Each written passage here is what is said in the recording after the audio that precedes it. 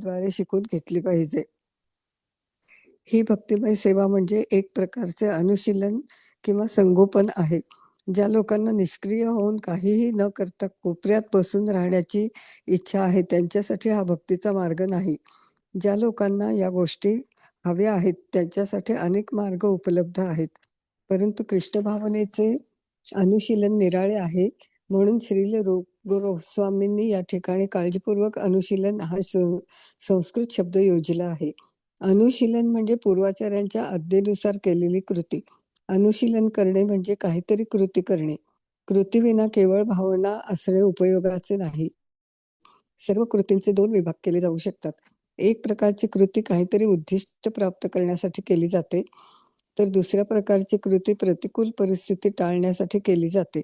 संस्कृत भाषेत याला प्रवृत्ती आणि निवृत्ती किंवा सकारात्मक कृती आणि नकारात्मक माताजी कृती. हरी येस, बोल. हरी माताजी बोल. ऐकायला ते माझं? येस प्रभूजी, हो येते. काय तुम्ही थांबा, रेडिंगचं थांबवा. थोडं मध्ये लाईट गेली होती, त्याच्यामुळे उद्या इश्यू झाला होता थोडं. तर आता हा परत हा हे केलेलं आहे मी दुसरं, तर परत विषय करतोय. कुठपासून वाचायला पाहिजे? नाही ना, आता बस पुरेसं आहे, पूर्ण पुस्तक नाही वाचायचंय. ओके, तेवढं एकच पॅराग्राफ वाचायचं तेवढं. ठीक आहे. ठीक आहे, ठीक आहे. हो, चालेल चालेल चालेल. जर लाईट आता परत चेंज करावं लागेल का? ठीक आहे. तर आपण मंगलाचरणामध्ये तर माफ करा, जरी लाईट गेल्यामुळे इंटरनेट बंद पडला होता, परत व्हॉट्सअपवर चालू केलेलं आहे.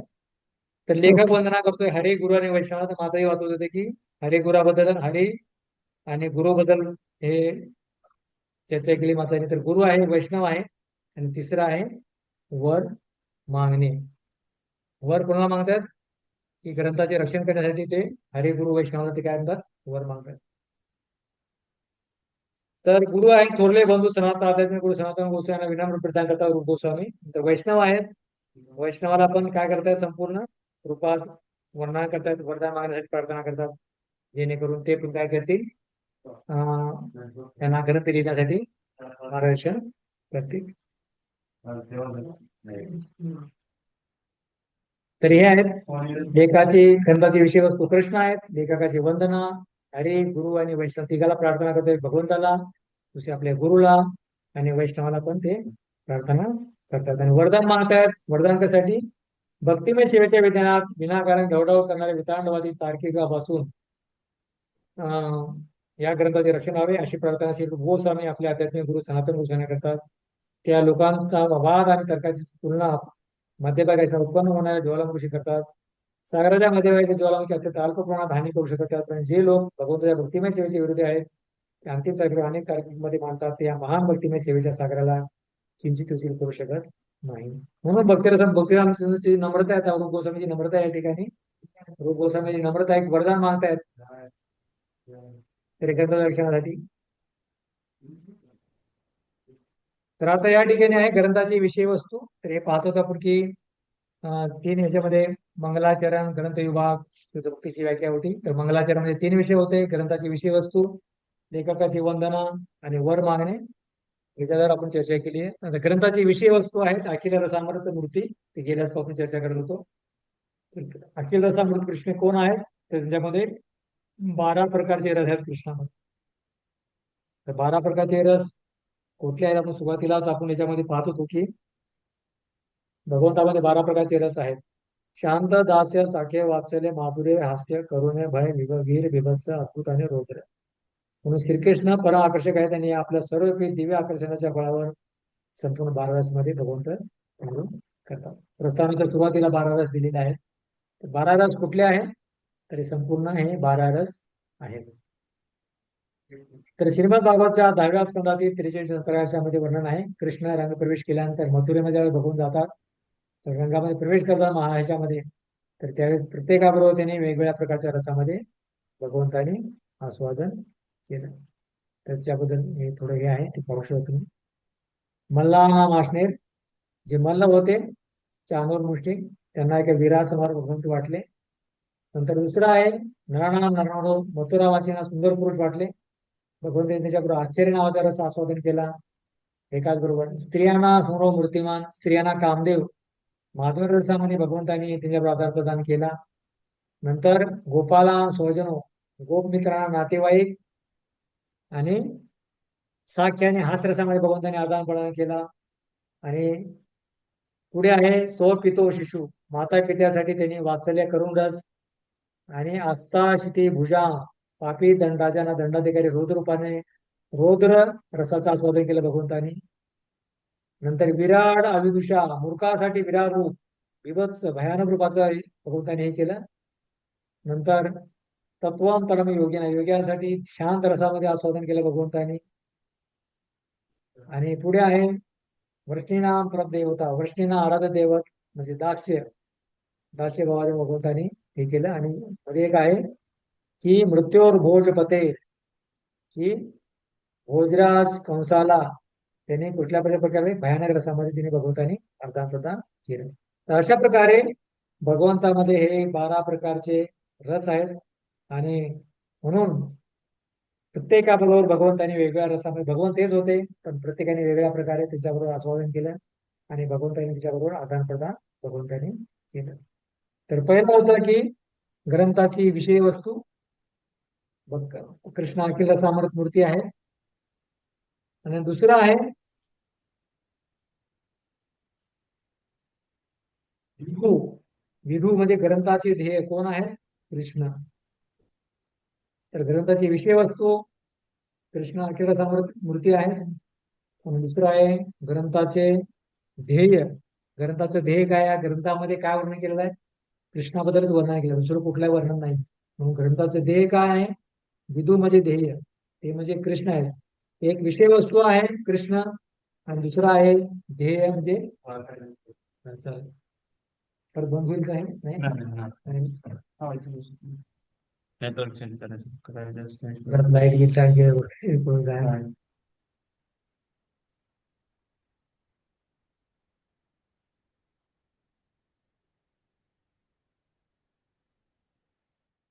नेटवर्क अडकणार पण नाही आणि चल फास्ट. हा काय नाही, सेवा तुमची तेवढीच भेटली. Yes. आवाज येतं ऐकायला येतं तुम्हाला सर्वांना? तरणीगोरी माताजी ऐकायला येतं तुम्हाला? हो येतोय. हो. हो प्रभूजी येतंय ऐकायला. लाईट गेली होती त्यामुळे परत हे चालू केलं जातं. ऐकायला येतंय प्रभूजी. प्रभूजी येतोय ऐकायला. नाचबे. व्हिडिओ चालू केलेला सर्वांनी. हो. धन्यवाद. लवकर. तर विधू आहे ग्रंथाचं ध्येय आहे. आपण विषय वस्तू पाहिली की विषय वस्तू होतं की अखिल साम्राज्य मृत्यू कृष्ण. दुसऱ्या आहेत विधू. कृष्णा ग्रंथाचे ध्येय काय आहेत? ग्रंथाचे ध्येय पण कृष्णच आहेत. ह्या ग्रंथामध्ये पूर्ण कृष्णाबद्दलच वर्णन केलेलं आहे. तर का? विशेष गुणा करता भगवंताकडे किती गुण आहेत? संपूर्ण भगवंताकडे 64 गुण आहेत भगवंताकडे. म्हणून विशेष गुण आहेत म्हणून या ग्रंथाचं ध्येय पण भगवंतच आहे.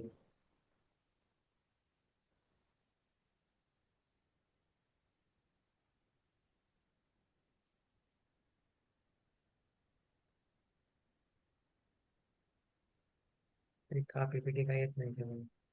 हा सुजाता माता विचारा, काय प्रश्न आहे तुमचा? व्हिडिओ चालू करा तुमचा. हरे कृष्ण प्रभूजी, दंडवत प्रणाम. प्रभूजी, रस आणि गुण वेगवेगळे आहेत का? हा? विचारा काय? हरे कृष्ण प्रभूजी, दंडवत प्रणाम. प्रभूजी, मला विचारायचं होतं की रस आणि गुण वेगवेगळे आहेत का, की दोन्ही सेम आहेत? वेगळे आहेत. रस आणि वेगळं. रस म्हणजे भगवंताकडे त्या रसाद्वारे आपण भगवंताची भक्ती करतो आपण अशा प्रकारे. जे प्रकारचे 12 रस आहेत तर हे वेगवेगळ्या लोकांनी भगवंताबरोबर वेगळ्या रसामध्ये आदान प्रदान केलं भगवंताकडे. आणि भगवंताची 64 गुण आहेत. भगवंत 64 गुणांनी संपन्न आहेत. त्याचं पण वर्णन पुढच्या अध्यायामध्ये येणार आहे. तशा प्रकारे भगवंताकडे 64 गुण आहेत. तर गुण आणि रस वेगळे आहेत. रस म्हणजे त्या रसामध्ये आपण भगवंत आदान प्रदान करतात आणि भगवंताचे 64 गुण दोन्ही वेगवेगळे आहेत. ठीक आहे. Okay okay Prabhuji, thank you Prabhuji. हरे कृष्ण, धन्यवाद. हरे कृष्ण.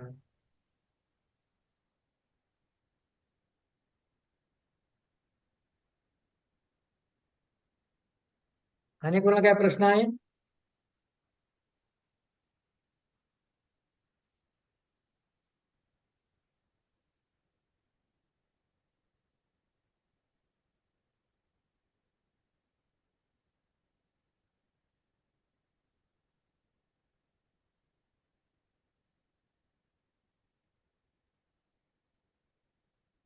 तर भगवंत विशेष गुणासाठी ग्रंथाचे देह कृष्ण आहेत का, त्यांच्याकडे विशेष गुण आहेत, भगवंताकडे 64 गुण आहेत आणि भगवंत 12 रसामध्ये आदान प्रदान करतात.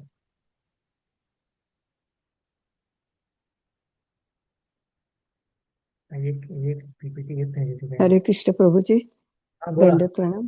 प्रभूजी 12 रसांमध्ये क्रोध पण येतो, मग कृष्णाला क्रोध हो, येतो सर्व का? क्रोध राग आहेत ना. राग येतो?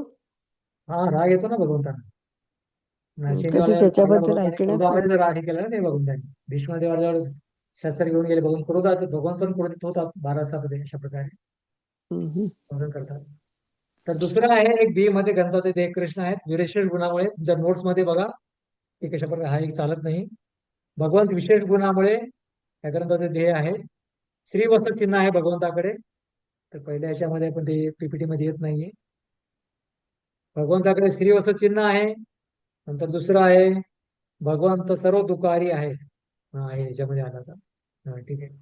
भगवंत हे काय आहे, ग्रंथाचे ध्येय काय आहे, या ग्रंथामध्ये कृष्णाबद्दलच का वर्णन केलेलं आहे. तर श्रीवत्स भगवंताच्या गळ्यामध्ये श्रीवत्स चिन्ह आहे.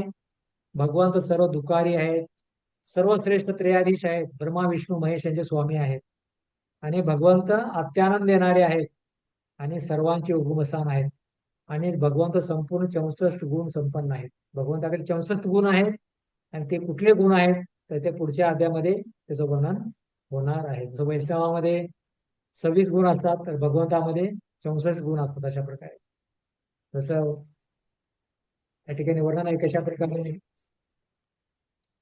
मी पाहत होतो या ठिकाणी.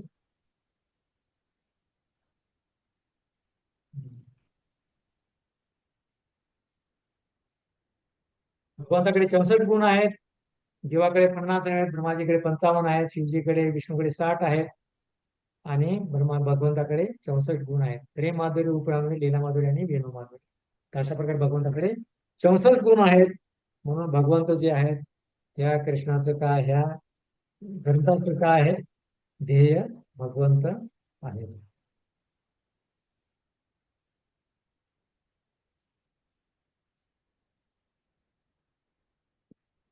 पुढे आहे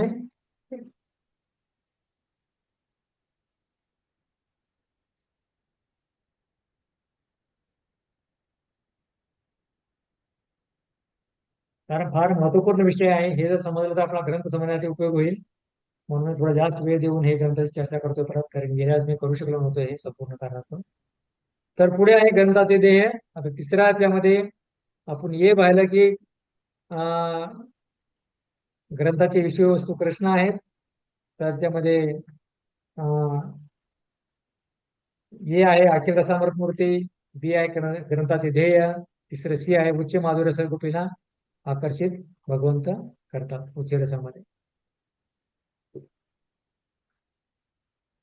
म्हणून भगवंत अखिल रसामृतचे मूर्ती आहेत. गोपीचे स्तर आहेत शुद्ध तारका, पाली कृष्णाचे आपल्याकडे आकर्षित करतात. कलिता, श्यामा, ललिता ह्या गोपी आहेत, यांना आपल्यामध्ये समावेश करतात आणि राधा प्रिया राधांना आकर्षित होऊन त्यांना आनंद देतात. अशा प्रकारे अनेक प्रकारच्या गोपी आहेत. माधुर्य रसामध्ये गोपींना आकर्षित भगवंत करतात. गोपी एकच प्रकारची नाहीये, तर तारका, पाली, कलिता, श्यामा, ललिता आणि राधा वेगवेगळ्या प्रकारच्या गोपी आहेत. वेगवेगळ्या प्रकारचे भगवंत आदान प्रदान करतात. तर हे तुमच्या ग्रंथामध्ये आहे. आणि पुढे आहे आता दुसरं आहे लेखकाची वंदना. लेखकाची त्याची विषय वस्तू पाहिले फक्त मंगलाचरणामध्ये पहिला भाग पाहिला. तर दुसरा आहे लेखकाची वंदना. लेखक वंदना करतोय हरे, गुरु आणि वैष्णवाला वंदन करतोय. याचे विस्तारित म्हणून आपण वाचन तर केलेलं आहे. तर वंदन आहे, लेखक वंदना करतोय, हरीला वंदना करतोय. रूप गोस्वामी चैतन्य महाप्रभू हरी यांना वंदना करीत आहे. नंतर गुरुवंदना रूप गोस्वामी वंदना करीत आहेत. कुणाला? सनातन गोस्वामी कृष्ण यांना वंदन करत आहेत. आणि कृपादार वंदन कृपाद वंदना करीत आहेत भक्तिदान ठाकूर महाराजांच्या गुरुला. तर हे वंदन करीत आहेत. तर लेखकाची वंदना आहे, हरिवंदना, गुरुवंदना, कोणाला वंदना करतात लेखक. तर तिसरं आहे वैष्णव वंदना. वैष्णवाला पण वंदना करतायत. कोण? रूप गोस्वामी, प्रभुपाद, वैष्णव पण वंदन करतात. का वंदन करतायत? तर तिमिंगलाचं उदाहरण दिलेलं आहे. तर या ठिकाणी पण एक वर्णन आहे या ठिकाणी प्रस्तावनेमध्ये की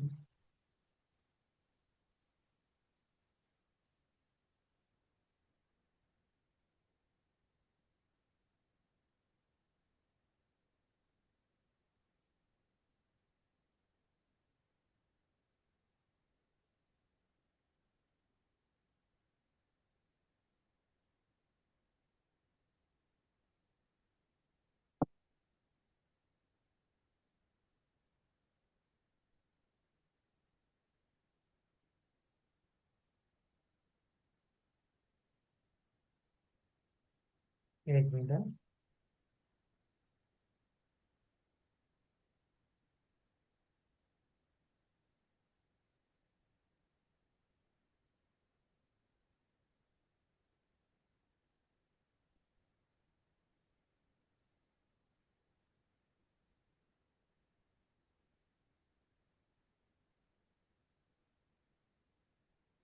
हम्म.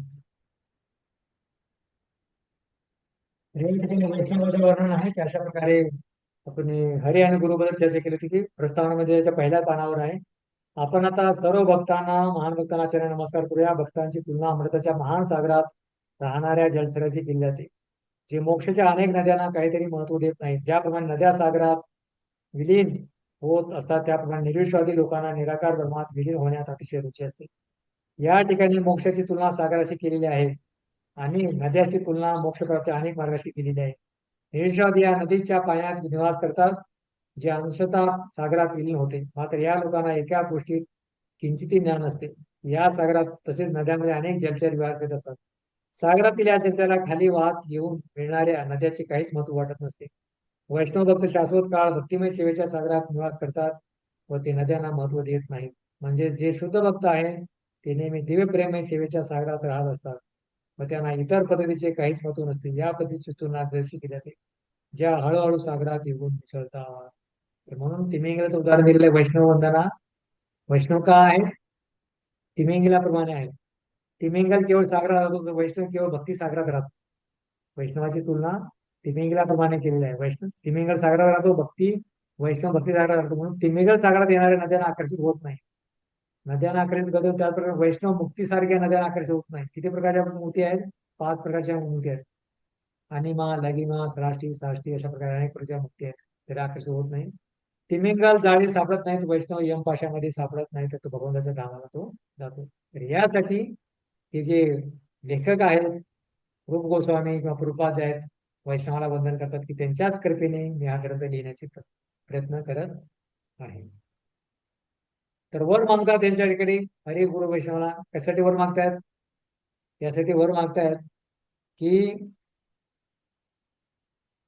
भक्तिमय सेवेच्या विधानात ढवळाढवळ करणारे वितरणवाद संरक्षण व्हावे अशी प्रार्थना श्री रूप गोस्वामी आपले अध्यात्म गुरु सनातन गोस्वामीला करतात. या लोकांचा वाद आणि तर्काची तुलना सागराच्या माध्यमातून उत्पन्न होणाऱ्या ज्वालामुखीशी करतात. सागराच्या भक्तिमय सेवेचे विरोधी आहे, जे अंतिम संशोधनाचे अनेक प्रभूजी आवाज ब्रेक होतोय. ट्रेन होतोय का? ठीक आहे. थोडं वाढत केली इसमें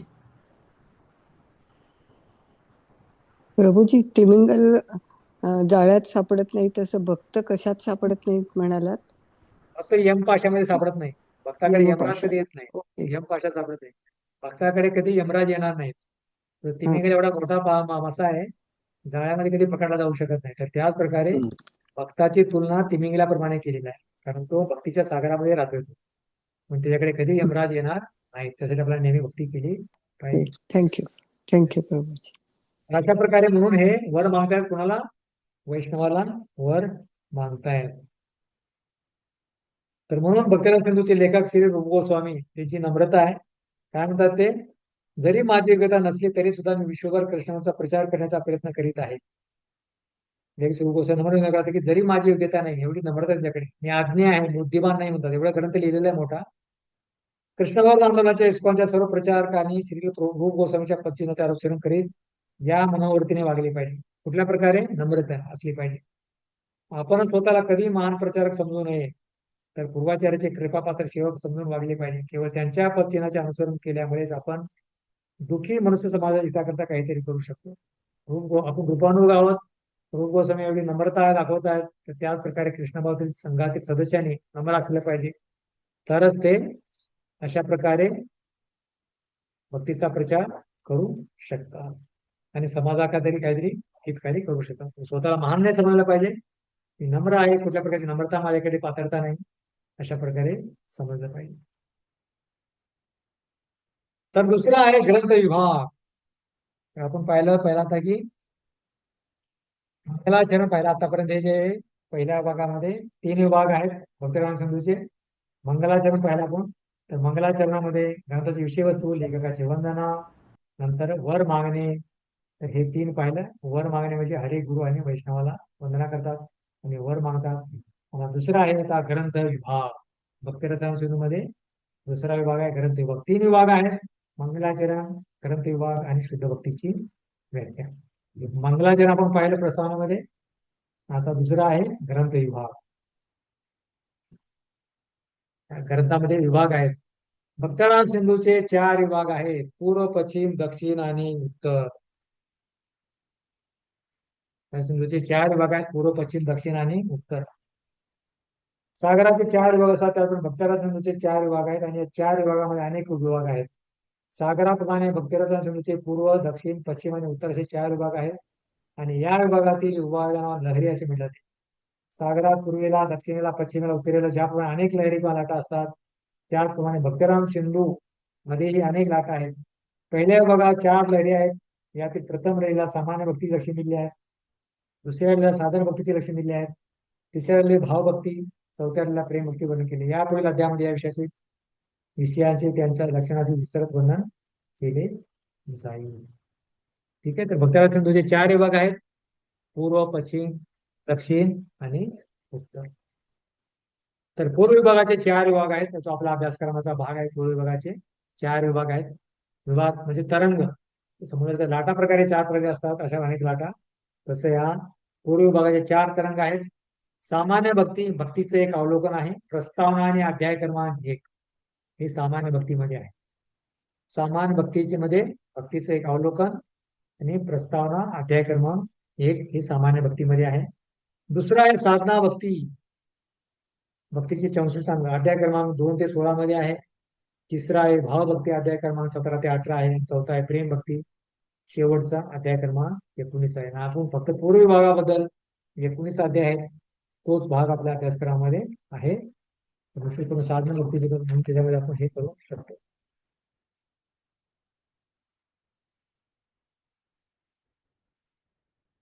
शुद्ध भक्तीची व्याख्या. तर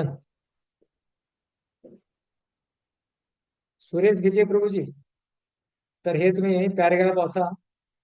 हरे कृष्ण प्रभुजी. पॅरेग्राफ पान नंबर 30 वरचा पॅरेग्राफ. जे लोक आध्यात्मिक जीवनाचे अनुसरण करीत नाहीत व भक्तिमय कार्यात रत आहेत, तर हेच पॅरेग्राफ तुम्हाला वाचायचं मी येईपर्यंत. ठीक आहे. समजलं तुम्हाला? आहे तुम्हाला पुस्तक? आहे हाँ प्रभुजी. किती नंबर पेज नंबर बोलिए? प्रस्तावनेच्या 3ऱ्या पानावर, 4थ्या पानावर. 1 मिनिट. 30 नंबर ना प्रभुजी? हरे कृष्णा. हा हा वाचू का? वाचा माताजी. जे लोक आध्यात्मिक जीवनाचे अनुशीलन करीत आहेत, ते चालू ठेवा मी येईपर्यंत. 2 मिनिटांमध्ये येतो परत. ठीक आहे.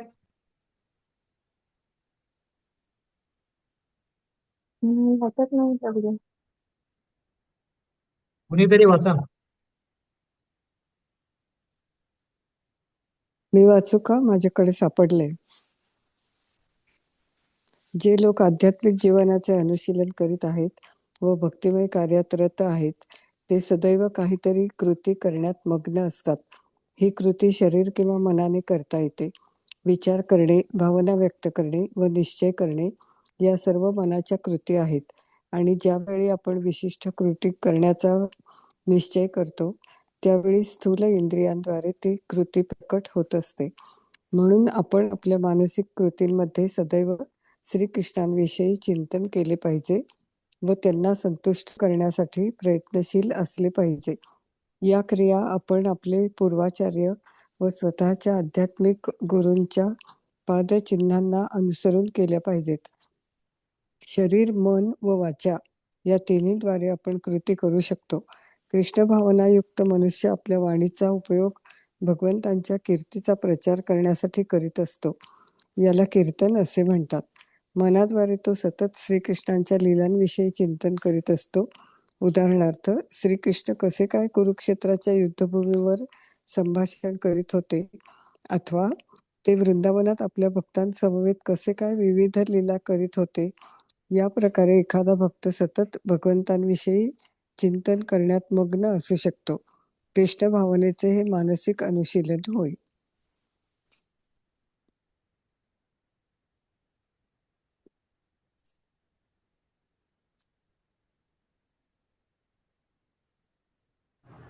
त्यांचं ते नवीनच. धन्यवाद माताजी. तर शुद्ध भक्तीची व्याख्या आहे त्याच्यामध्ये तिसरं. तर ग्रंथाची विषय वस्तू पाहिली आपण. मंगलाचरणमध्ये ग्रंथ विभाग आहे. तर त्याच्यामध्ये ग्रंथ विभाग पूर्व, पश्चिम, दक्षिण, उत्तर आपण पाहिलं. तर पूर्व विभागामध्ये 4 भाग आहेत. सामान्य भक्ती, भावभक्ती आणि प्रेम भक्ती.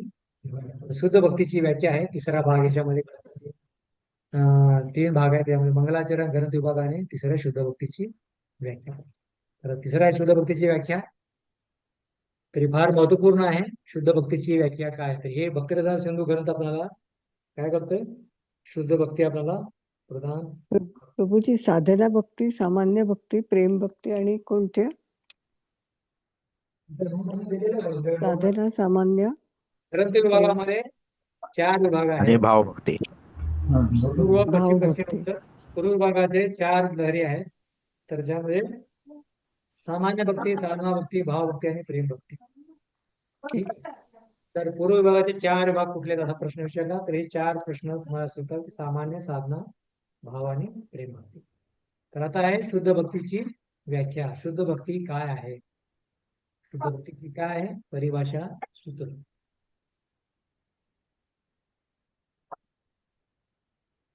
शुद्ध भक्तीची परिभाषा आहे. एक तटस्थ लक्षण आहे आणि एक आहे स्वरूप लक्षण. भक्तीचं तटस्थ लक्षण काय आहे, मुख्य लक्षण, आणि दुसरं आहे स्वरूप लक्षण काय आहे. तर तटस्थ लक्षण आहे भक्तीचं अन्याय विलासिता शून्य ज्ञान कर्मादी अनावृतम. हे भक्तीचं काय आहे, तटस्थ लक्षण आहे. अन्याय विलासिता शून्य ज्ञान कर्मादी अनावृतम हे भक्तीचं काय आहे, तटस्थ लक्षण आहे. कृष्ण भावनेचे अनुचरण भौतिक क्रिया नाही. परमेश्वराच्या 3 शक्ती आहेत, बहिरंगा शक्ती, अंतर्गत तटस्थ शक्ती. जीवात्म्याला तटस्थ शक्ती, बाह्य जगताला बहिरंगा शक्ती, आध्यात्मिक जगताला अंतर्गत शक्ती म्हणतात. तटस्थ शक्तीमध्ये असणारे जीवात्मे कनिष्ठ बहिरंगा शक्ती प्रभावकारी असतात, त्यांना भौतिक कार्य म्हणतात. ज्यावेळी अंतर्गत शक्ती कार्य करते त्यावेळी त्या कार्य कृष्णावर कर्म म्हणतात. त्याचा अर्थ असा की महात्मा किंवा शुद्ध भक्त बहिरंगा शक्तीच्या प्रभावाखाली कार्य करीत असून अंतरंग शक्तीच्या कार्य करीत असतो. भक्तिमय सेवेचे अथवा कृष्ण भावाचे प्रत्येक कर्म आध्यात्मिक शक्तीवर नियंत्रित केले असते. शक्ती म्हणजे एक प्रकारचे बळ आहे आणि बळ आध्यात्मिक गुरु श्रीकृष्ण या दोघांच्या कृपेने दिव्यामध्ये म्हणून कृष्णास कविराज गोस्वामींनी पण चैतन्य ग्रंथात भगवान श्री चैतन्य म्हणतात की कृष्ण कृपेने जो भाग्यवान अधिक आध्यात्मिक जीवनात प्रगती करण्याची इच्छेने होतो त्याला श्रीकृष्ण एका प्रमाणिक आध्यात्मिक गुरुच्या संपर्क देण्याची स्फूर्ती प्रदान करतात. ब्रह्मांड भरमिते कोण भाग्यवान जीव गुरु कृष्ण प्रसादी पायी भक्ती होतात. तरी तटस्थ नाही भक्तीचं. अन्याय विलास कुठल्या प्रकारच्या भौतिक फळाच्या अपेक्षा न करता ज्ञान कर्मा अनावृत्तम, ज्ञान आणि कर्माला सोडून भगवंताची प्रेमय सेवा करणं म्हणजे हे काय भक्तीचं शुद्ध भक्तीचं तटस्थ लक्षण आहे. दुसरं आहे स्वरूप लक्षण, अनुकूलीन कृष्णानुशीलनम, भगवंताची प्रेमय सेवा करणे, अनुकूल आणि प्रत्येक अनुकूल रूपाने सेवा करणे, कृष्णानुशीलनम भक्तिवृत्तम. भक्तिमय सेवेचा अर्थ भगवान श्रीकृष्णाच्या दिव्य संतोषाकरता केली जाणारी कृष्णमानत करणे होत. जी कार्य भगवंताच्या दिव्य सेवेला प्रतिकूल असतात त्यांना कार्यांना भक्तिमय सेवा म्हणता येत नाही. उदाहरणार्थ रावण, कंस, हिरण्यकशिपू असू सुद्धा भगवान श्रीकृष्ण चिंतन करत होते, पण ते भगवान श्रीकृष्ण आपला शत्रू समजतो अशा प्रकारच्या चिंतनाला भक्ती अथवा कृष्णभावना समजत नाही. तर प्रेममय जी सेवा करतो अनुकूल रूपाने ती भक्ती आहे, पण प्रत्येक रूपाने ती कृष्ण भावना किंवा प्रेमय भक्ती नाही. म्हणून रूप गोस्वामी भक्तराज शिंदे सांगितल्याप्रमाणे शुद्ध भक्तीची व्याख्या खालीलप्रमाणे करता येईल. शुद्ध भक्तीची व्याख्या काय आहे? तर हा प्रश्न मग शुद्ध भक्तीची व्याख्या काय आहे? शुद्ध भक्ती व्याख्या त्यांची सेवा अनुकूल असते व सदैव श्रीकृष्णाची संगत असते अशा कृष्णवान कार्यांना शुद्ध ठेवण्यासाठी आपण भौतिक इच्छा व तर्कावर मुक्त असली पाहिजे. भगवंताच्या सेवेव्यतिरिक्त अन्य कोणत्याही इच्छेचा भौतिक इच्छा समजले जाते आणि तर्कवाद म्हणजे कोणत्याही मानसिक तर्कवाद त्याचा अंतिम निष्कर्ष शून्यवादी किंवा निष्वादी असतो. कृष्णवान अवैध व्यक्तीसाठी असा निष्कर्ष सर्वथा निरूपित असतो. किंवा भगवद्गीतेत पुष्टी केल्याप्रमाणे तर्कवादाच्या मार्गाने वासुदेव किंवा श्रीकृष्णाची भक्ती करण्याच्या नियंत्रणापर्यंत पोहोचणे अतिशय दुर्मिळ असते. सर्व काही श्रीकृष्ण आहेत, ते सर्व करण्याचे कारण आहेत व म्हणून आपण त्यांना शरण गेले पाहिजे. हाच तर्कवादाचा अंतिम निष्कर्ष असला पाहिजे. जर कोणी या स्तरावर आला तर त्याला तर्कवाद अनुकूल समजला पाहिजे. परंतु जर तर्क करून तो शून्यवादी अथवा निष्फळ झाला तर ती भक्ती नाही. तर तर्क करण्याने तो भक्तीमध्ये आला पाहिजे, पण तर्क करून तो जर अनुकूल असला पाहिजे, तर्क पण अनुकूल असलं पाहिजे, प्रतिकूल नसलं पाहिजे. अशा प्रकारे जेणेकरून तर्काद्वारे भगवंताची भक्तीमध्ये प्रगती झाली पाहिजे. तर म्हणून तर्क करून शून्यवादी जर निष्फळ झाला तर तो भक्ती नाही. तर भगवंताच्या भक्तीमध्ये पण तर्क करू शकतो आपण, कधी त्याचा भक्तीचा प्रचार करू शकतो तर्काद्वारे. कृष्ण कसे भगवंत आहेत आणि कृष्णाची भक्ती केली पाहिजे हे तर्काद्वारे सांगू शकतो, तर चांगला आहे. पण जर त्या तर्कामध्ये जर कृष्ण नसतील, अनुकूल नसेल कृष्णासाठी, भक्ती प्राप्त होणार नाही, तर त्याचा काही अर्थ ती भक्ती नाही. अनेक वेदातील कर्मकांडामध्ये आकर्षण होता तो श्रीकृष्णाचे ज्ञान झाल्यावर एखादा मनुष्य कर्मकांड आकर्षित झाला तर त्याला कार्यांना कृष्ण भक्ती करता प्रतिकूल समजले जाते. खरे सांगा तर केवळ श्रवण, कीर्तन, स्मरण इत्यादीवर कृष्ण भावना आराधना केली जाऊ शकते. श्रीमद भागवतात 9 विधीचा उल्लेख केलेला आहे आणि या व्यतिरिक्त इतर सर्व काही कृष्ण भावनेकरता प्रतिकूल असते. अशा प्रकारे आपण या मार्गावर भ्रष्ट होण्यापासून स्वतःला सदैव वाचवले पाहिजे. तर भगवंताची भक्ती 9 प्रकारे आपण केली पाहिजे. म्हणून गोस्वामीने कृष्ण भक्तीच्या व्याख्येत ज्ञान क्रमाच्या शब्दाचा उल्लेख करतात. कर्मादी कार्य आपण शुद्ध भक्ती प्राप्त करू शकत नाही अशी कार्य होत. अनेक प्रकारचे त्यासुद्धा कृष्ण भक्त अनुकूल नसतात. म्हणून रूप गोस्वामींनी काय दिलेलं आहे आपल्याला? अन्याभिलाषा शून्य ज्ञान कर्माने अनुकूल कृष्णानुशीलन भक्ती. तर ज्ञान कर्म आणि सोडून भगवंताला जे प्रिय आहे तर ते आपल्याला कर्म केलं पाहिजे. तर हे भगवंताचे शुद्ध भक्तीची व्याख्या काय आहे? तर तटस्थ लक्षण आणि स्वरूप लक्षण. तटस्थ लक्षण अन्याभिलाषा शून्य आणि स्वरूप लक्षण कृष्णाला प्रसन्न करण्यासाठी प्रेम आहे भगवंताची. अनुशीलन म्हणजे कार्य करणे, तेही उत्तम भक्ती आहे.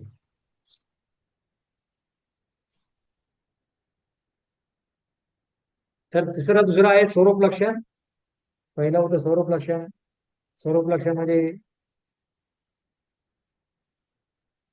शीलनम सक्रिय सेवा करणे, एक स्वरूप लक्षण होतं आणि तटस्थ लक्षण होतं. 2 परिभाषा सुद्धा होते. तर प्रायमरी आणि सेकंडरी, तटस्थ लक्षण आणि स्वरूप लक्षण.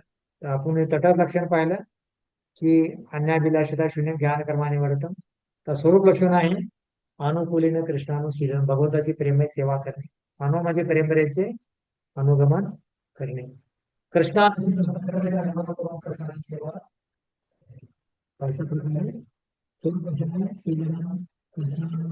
भक्ती उत्तम आहे. रोजी आवाज क्लिअर नाही येत आहे. कसे करावे? गुरुच्या मार्गदर्शनाने केलं पाहिजे. भक्तीची जे हे पालन आहे, भक्तीची व्याख्या आहे, सक्रिय राहिलं पाहिजे, सेवा केली पाहिजे. तर कसे केलं पाहिजे? शीलनाम सक्रिय सेवा करायचं. तर मनाने नाही करायचं तर अनुभव परंपरेचे अनुगमन केलं पाहिजे. कृष्णानुशीलनम परंपरेनुसार करायचं पाहिजे. सेवा कसे करावे? गुरुच्या मार्गदर्शनाखाली. कृष्णाचे स्वरूप दिव्य आहे आणि कृष्णानुशीलन कसे होईल? गुरु व कृष्ण यांच्या कृपेने कृष्णाची सेवा होईल. ब्रह्मांड ब्रह्मिते कोण भाग्यवान जीव गुरु कृष्ण प्रसादे पाहे भक्ती दत्ताने. कृष्णाचे अर्थ. कृष्णाचा अर्थ काय आहे? कृष्ण एकटे नाही तर आपले स्वांश विभिन्न अंश शक्तीसोबत भगवंत राहतात. म्हणून अनुकूलीने कृष्णाच्या अनुकूल भावामध्ये भक्ती केली पाहिजे. भगवंताचे राम, कृष्ण, नरसिंह, वरा हे जे भगवंत स्वांश आहेत, अनेक प्रकारचे विभिन्न अंश आहेत आणि अनेक प्रकारच्या भगवंत शक्ती आहेत.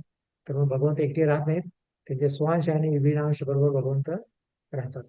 आणि त्याचं पण वर्णन पुढे अंश कुठले आहेत, विभिन्न अंश कुठले आहेत, शक्ती कुठली, त्याच्याबद्दल वर्णन होणार आहे. अनुकूलीने कृष्णाच्या अनुकूल भावामध्ये सेवा केली पाहिजे. तर ह्या शब्दाचा अर्थ एवढा आहे, शुद्ध भक्तीची व्याख्या. अन्याभिलाषिता शून्यम ज्ञान कर्मानिवर्तम अनुकूलीन कृष्णानुशीलनम भक्तिवृत्तम. अशा प्रकारे कुठल्याही प्रकारच्या फळाची अपेक्षा न करता भगवंताची केवळ प्रेमय भक्ती करणे, ही आहे शुद्ध भक्तीची व्याख्या. तर दुसरं आहे का तटस्थ लक्षण, ज्ञान कर्मादी अनावृतम. तटस्थ लक्षण काय आहे? ज्ञान कर्मादी अनावृतम. ज्ञानकांड कर्मकांडापासून दूर झालं पाहिजे. असं नाही की भगवंताला प्रसन्न करण्यासाठी फक्त ज्ञानच ग्रहण केला. तर आपण जे भक्तिरसाम सिंधूचं अध्ययन करतोय, पण भक्ती वाढवण्यासाठी प्रयत्न करतोय. असं नाही की ग्रंथाचं आपण अध्ययन करू, चांगला मोठा प्रचारक बनवू आणि त्याचं प्रवचन देऊन पैसे कमवू, हा उद्देश नाहीये ज्ञानकांडात. म्हणून कर्मकांड ज्ञानकांड केवळ विषयावर भांड म्हणतात. एक विषयाचं भांड आहे, त्याच्यामुळे जास्त लाभ होणार नाही, तर केवळ त्याने आपला मृत्यूच होऊन जाईल अशा प्रकारे. म्हणून ज्ञानकांड कर्मकांडापासून दूर राहिलं पाहिजे. कर्मकांड म्हणजे काय आहे?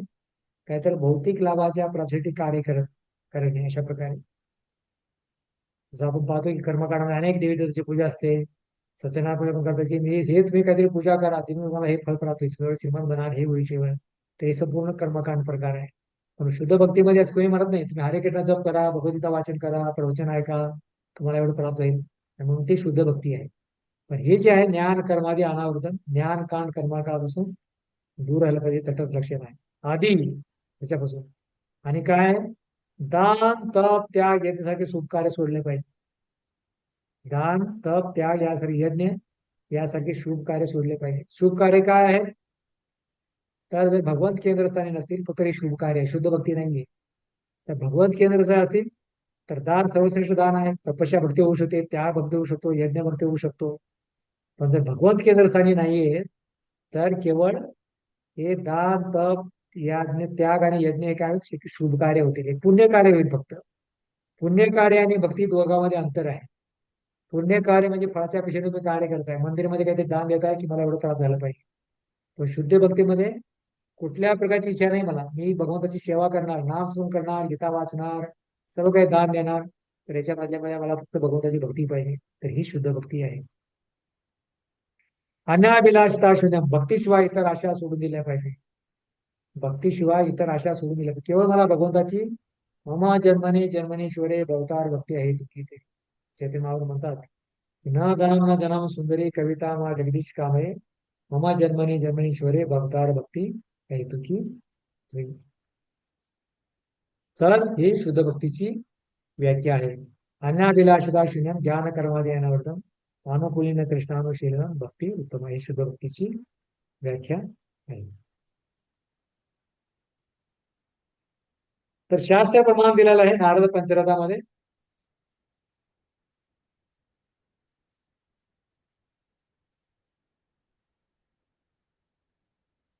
श्रील गोस्वामी नारद पंचरथ एका व्याख्येचा उल्लेख केला आहे. ती व्याख्या अशी: मनुष्याने सर्व भौतिक उपाधीपासून मुक्त असले पाहिजे. सर्व उपाधी विनिर्मुक्तम तत्पर्यंत निर्मला ऋषिकेन ऋषिकेच सेवन भक्ती रुचेता. तर ही काय आहे? उपाधी आहे. आणि कृष्ण भावामध्ये सर्व भौतिक दूषणापासून निर्मळ झाले पाहिजे. अशा अवस्थेत त्याने सर्व इंद्रियांच्या स्वामीच्या सेवेत आपली स्वतःची इंद्रिय नियुक्ती केली पाहिजे. आणि हे करताना त्याने आपल्या शुद्ध स्वरूपात स्थित झाले पाहिजे. जेव्हा मनुष्याची इंद्रियांच्या वास्तविक स्वामीच्या सेवेत उपयोगी आणली जातात तेव्हा त्या क्रियेला भक्तिमय सेवा असे म्हणतात. ऋषिकेन ऋषिकेश सेवाना भक्ती रुचेते. तर इंद्रियांनी इंद्रियाचे स्वामी ऋषिकेश आहेत, त्यांची जेव्हा आपण सेवा करतो तर ती आहे भक्ती. आपल्या बद्धावस्थेत आपण इंद्रिय शारीरिक मागण्या पुरवण्यात उजिले असतात, पण हीच तीच इंद्रिय तेव्हा श्रीकृष्णाच्या आज्ञेचे पालन करण्यात मुक्त केली जातात तेव्हा आपल्या क्रियांना भक्ती असे म्हटले जाते. तर आपल्या क्रियांना भक्ती. इंद्रियाने इंद्रियाचे स्वामी श्रीकृष्णाची सेवा करतो, कानाने कथा ऐकतो, डोळ्याने पाहतो, नाकाने सुगंध घेतो, शरीराने कार्य करतो, तोंडाने बोलतो, तर त्यांना शुद्ध भक्ती म्हटलेलं आहे.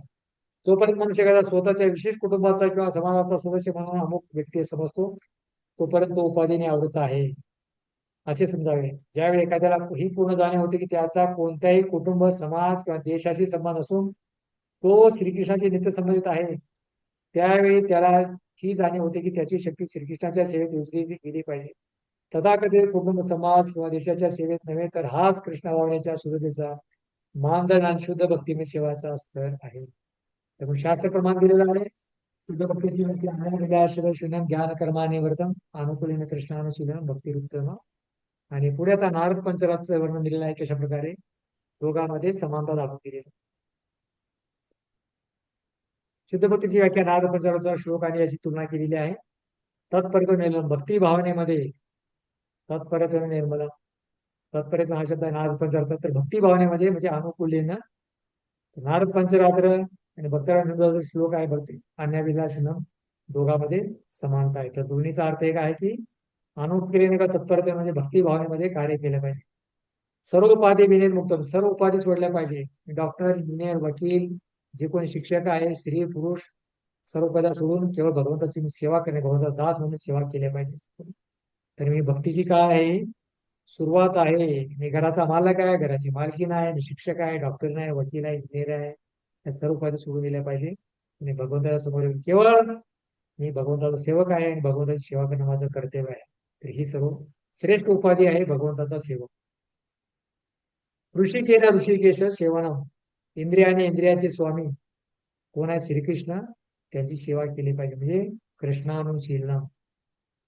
आणि शेवटी निर्मला म्हणजे अनर्थ रहित ज्ञान कर्मादी अनावृत कुठल्या प्रकारचे ज्ञान कर्माच्या सोडून भगवंताची प्रेम भक्ती ही केली पाहिजे. हरे कृष्ण कृष्णा कृष्णा हरे हरे हरे राम राम राम हरे. राम राम अशा प्रकारे आपण हे 1.5 तासामध्ये फक्त हे निवेदन आणि प्रस्तावना ही आपण चर्चा केली.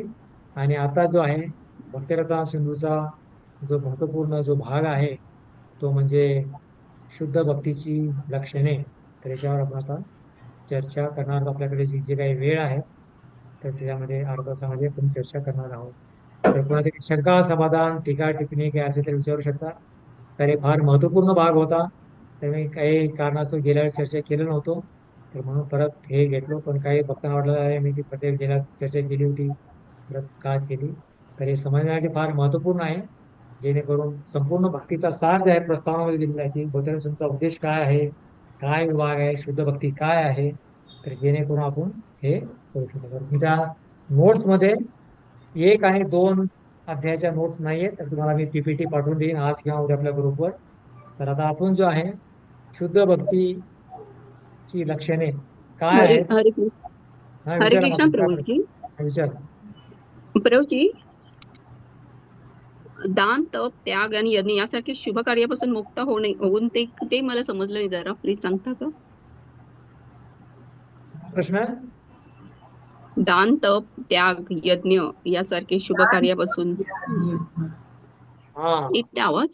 हा तर जर भक्तीसाठी तुम्ही करत असाल तुम्ही दान देताय मंदिरामध्ये तर शुभ चांगलं कार्य आहे. तर शुभ कार्य आणि भक्तीमध्ये अंतर काय आहे. शुभ कार्य म्हणजे फक्त मी काहीतरी देणार आहे यज्ञ दान तपस्या करणार आहे त्याच्या बदल्यामध्ये काहीतरी मला पाहिजे तर ते शुभ कार्य आहे. पण भक्ती कार्य काय आहे मला हे मी तुम्हाला दान देणार आहे तपस्या करणार यज्ञ करणार त्या बदल्यामध्ये मला काही नको आहे.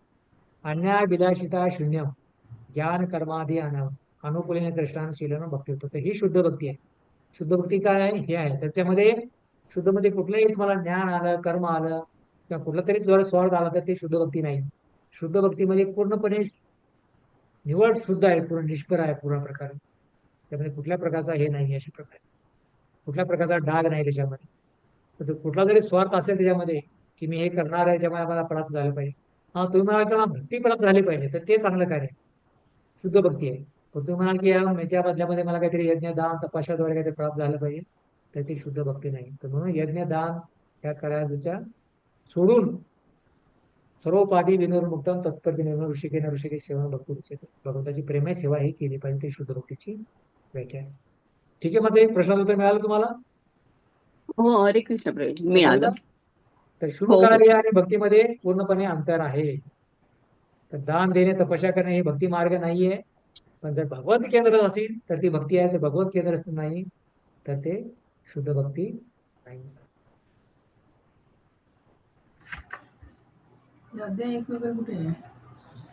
तर ठीक आहे बरेच भक्त उपस्थित आहेत व्हिडिओ चालू केलेला पण ज्याने उपस्थित चालू केलं नाही व्हिडिओ त्यांना माझी विनंती आहे की त्याने पण आपले व्हिडिओ चालू ठेवावे.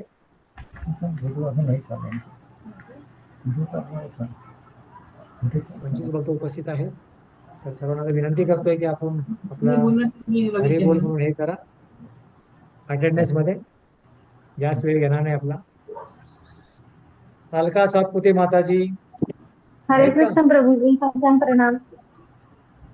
अंबाजी बसरगे प्रभूजी, अजय कृष्ण प्रभू, हरे कृष्णा दंडवत प्रणाम. अमृतवाणी माताजी आहेत का? अमृतवाणी माताजी,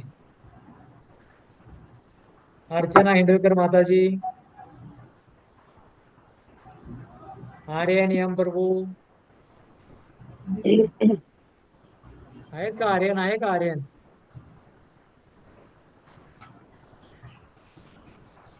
बालाजी बेलकेडे प्रभूजी, हरी बोल प्रभुजी. बलभद्र राम प्रभूजी, हरी बोल प्रभुजी. हरे कृष्ण. भारती मिरजकर माताजी, हरे कृष्णा प्रणाम प्रभुजी. चित्रा सखी माताजी, हरे कृष्ण प्रभुजी दंडवत प्रणाम. दीपिका शेट्टी माताजी, आहे का दीपिका भारती शेट्टी माताजी?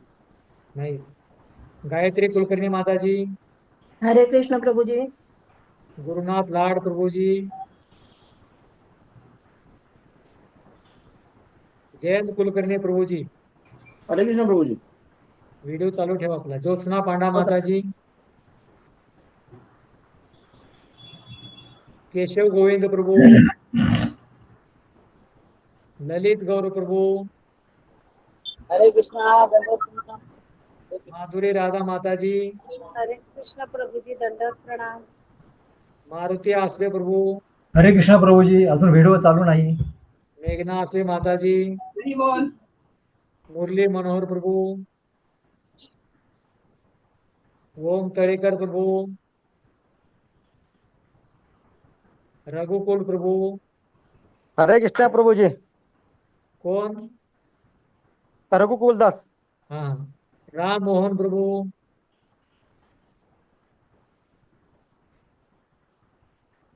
सुंदरी कालिंदी माताजी, हरे कृष्ण प्रभुजी पंचांग प्रणाम. सुरेखा खारगे माताजी, हरे कृष्णा प्रभुजी दंडवत प्रणाम. सुरेश गिजे प्रभूजी, हरे कृष्ण प्रभुजी दंडवत प्रणाम. सुषमा बेलखेडे माताजी, हरे कृष्ण प्रभुजी दंडवत प्रणाम. स्वाती सुनील माताजी माताजी, स्वाती सुनील पाटील माताजी, हरे आहेत का? कृष्ण प्रभुजी दंडवत प्रणाम. तरणी हरे गौरी कृष्ण माताजी, प्रभुजी.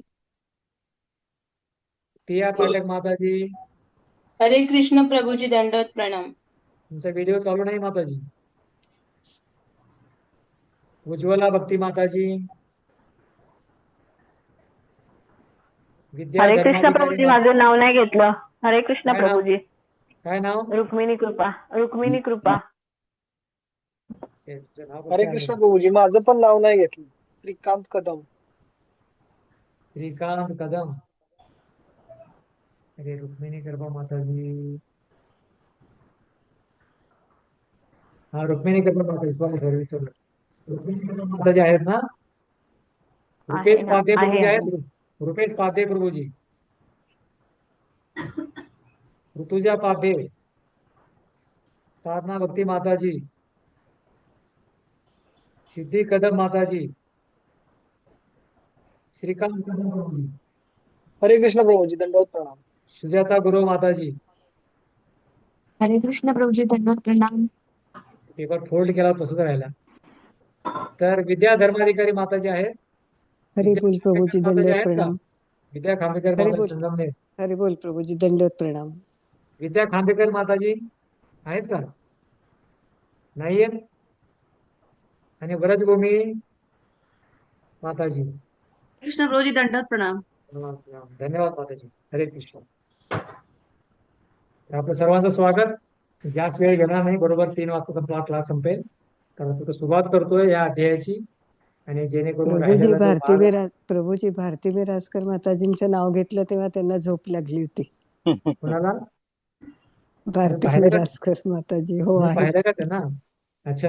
हो त्या काय आहेत ना, काय? व्हिडिओ पण नाही चालू आहे त्यांचा. माताजी, मला झोप नव्हती लागली. मग तुम्ही अटेंडन्स नाही नाही, मी दिली, जागी आहे. पण तुम्ही अटेंडन्स दिली नाही. हो दिली मी अटेंडन्स दिली. ठीक आहे, दोन्ही मातामध्ये प्रेमाचा आदान प्रदान होतोय, चांगली गोष्ट आहे. तर अध्याय 1 आहे शुद्ध भक्तीची व्याख्या. फार महत्वपूर्ण अध्याय आहे. शुद्ध भक्ती काय आहे, तर शुद्ध भक्तीची व्याख्या आपण पाहिली. तर शुद्ध भक्तीची आपण लक्षणे पाहणार आहोत. शुद्ध भक्तीची व्याख्या काय आहे?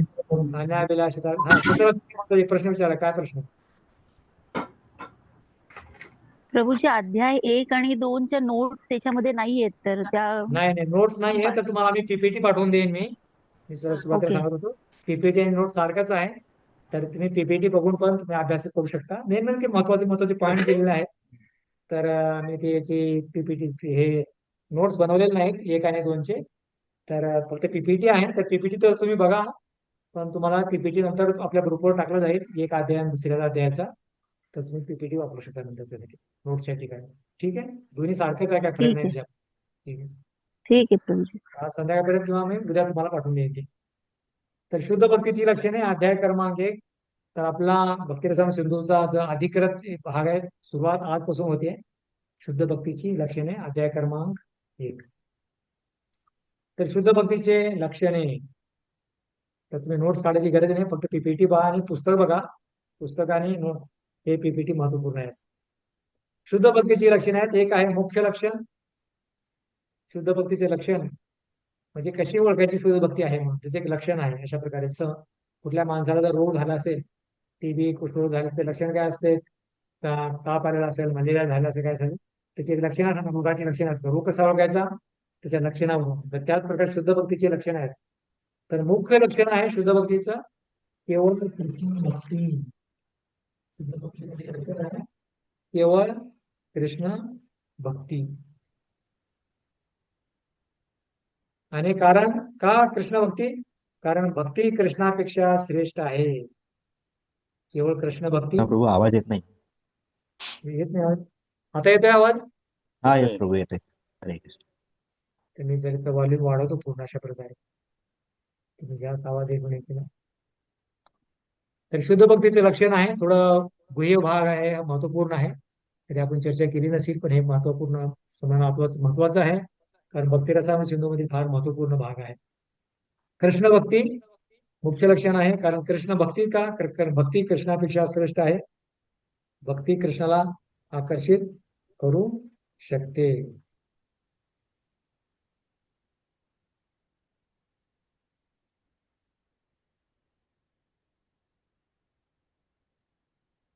तर श्रीमद भागवत शुद्ध भक्तीच्या लक्षणामध्ये पहिला पॅराग्राफ आहे. कोणी वाचेल का? माझ्याकडे पुस्तक आहे त्यांनी. सुरेश गेजेपूर्वी वाचू शकतात. शुद्ध भक्तीचे लक्षण. शुद्ध भक्तीचे लक्षणे पहिला पॅराग्राफ, एक पॅराग्राफ असायचा 5-6 लाईन. अच्छा, पहिला मुक्तीचे 5 प्रकार आहे असतात. ते नाही, त्याच्या वरचा पॅराग्राफ. अच्छा अच्छा.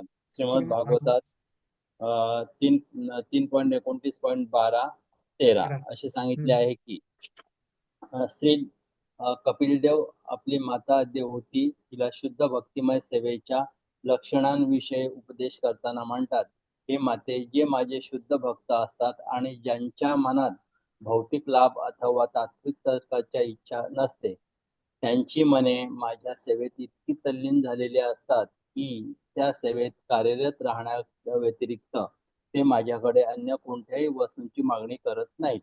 माझ्या धामात माझ्या सानिध्यात निवास करण्याची याचना ते कधी करीत नाहीत.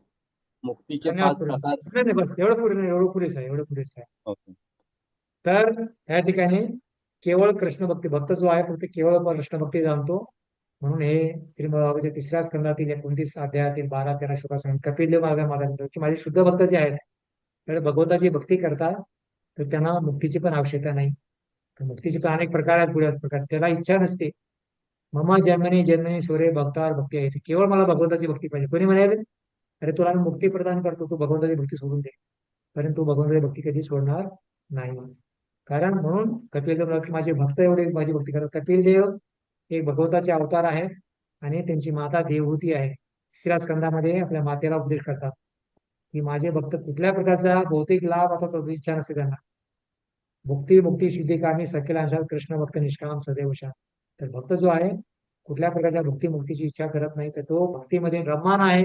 त्याला उच्च रस प्राप्त झालेला आहे, परंतु तुच्छ रसाची इच्छा तो करत नाही. अशा प्रकारे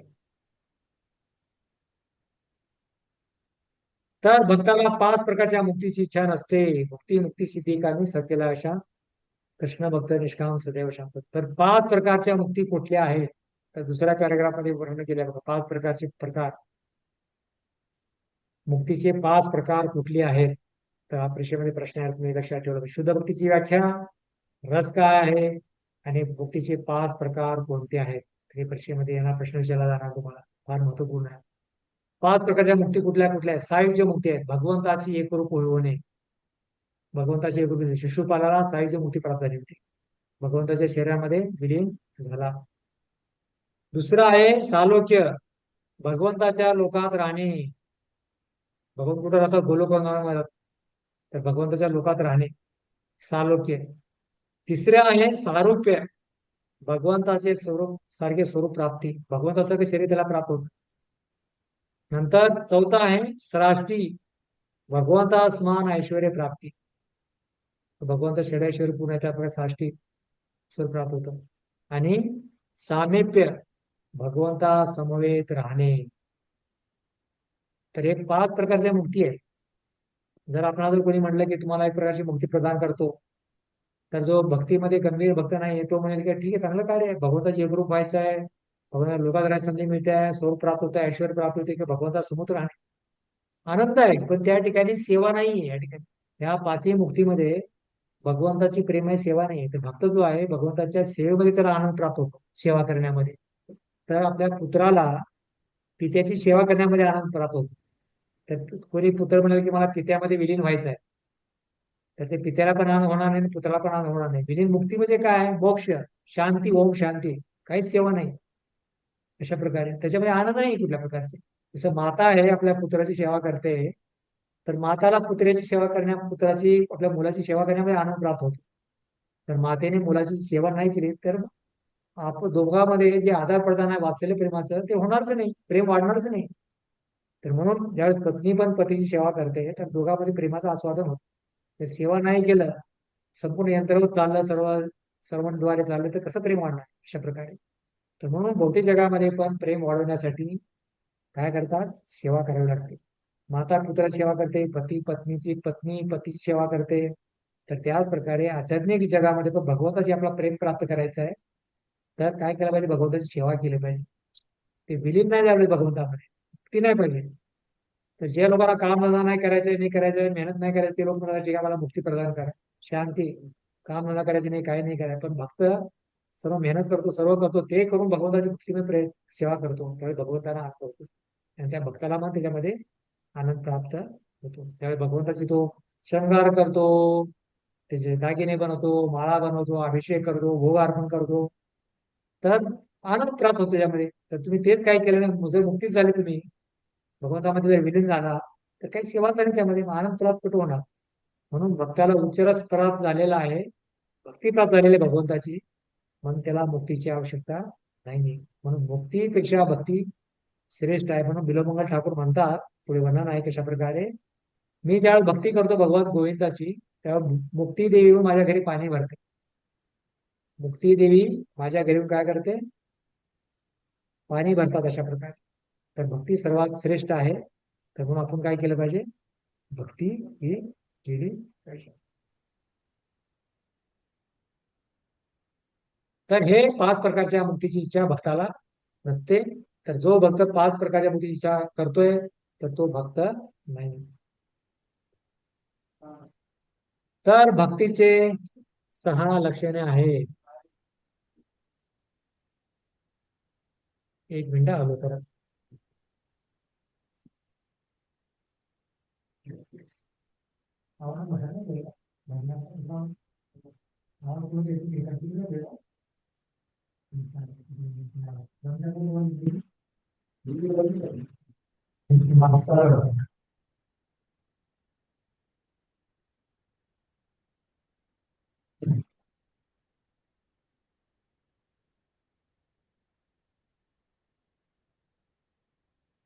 बाहेरचा थोडा आवाज येत होता म्हणून केलं.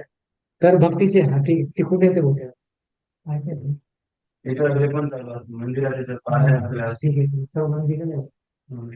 तर भक्तीचे 6 लक्षणे, शुद्ध भक्तीचे लक्षणे असं टायटल आहे. तो शुद्ध भक्तीची लक्षणे आहेत.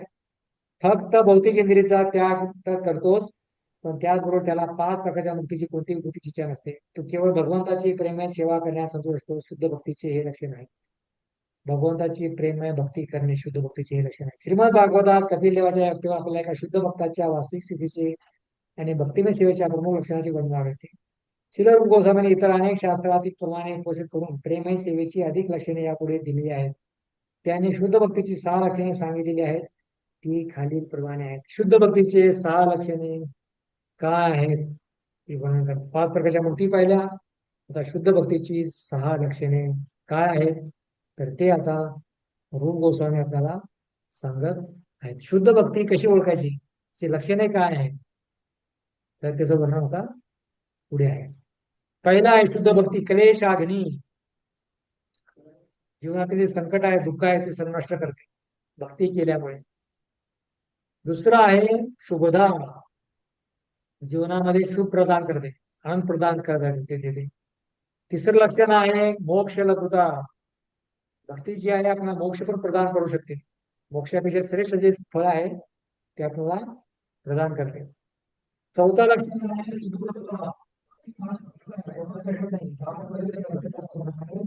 गुरु आणि कृष्णाच्या कृपेने आपल्याला भक्ती प्राप्त होते. आणि 5वं लक्षण आहे साधारण जीवनामध्ये आनंद प्रदान करते भक्ती. आपण पाहतोय ना, भक्ती करतो आपण, जीवनामध्ये आनंद आहे संपूर्ण अशा प्रकारे आनंदी आनंद. कुठल्या प्रकारची भौतिक इच्छा नाही. निष्काम कृष्ण भक्त निष्काम सदैव शांत आणि भक्ती मुक्ती कामी सदैव अशांत अशा प्रकारे.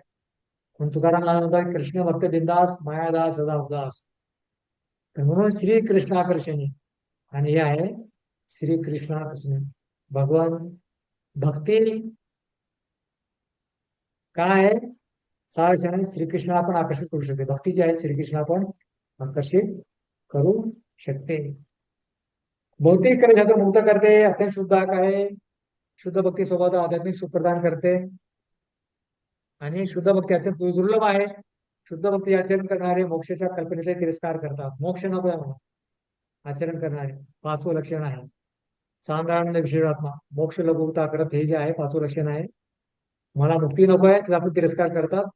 आणि 6वं आहे भगवान श्रीकृष्ण आकर्षित करण्याची शुद्ध भक्ती एकमेव साधन आहे. केवळ भक्तीने भगवंत आकर्षित होतात. म्हणून भक्त्या तुलना शक्त्या भक्त्या माम अभिजानती.